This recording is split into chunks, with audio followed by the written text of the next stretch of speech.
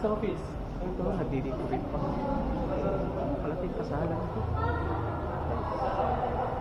Malaking kasalan.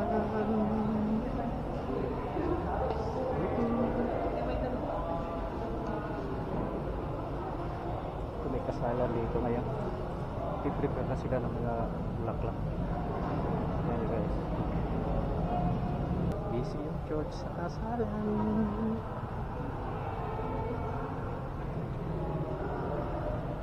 Kasalan mo yan.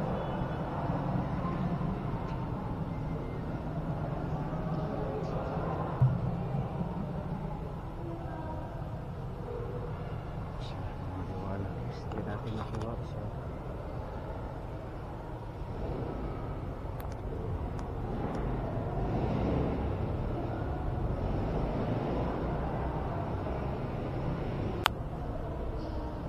Guys, dito tayo sa taas. Dito tayo ngayon sa taas ng simbahan ng Palasyo. Mas maganda tingnan dito. Kuha-kuha yung kulay.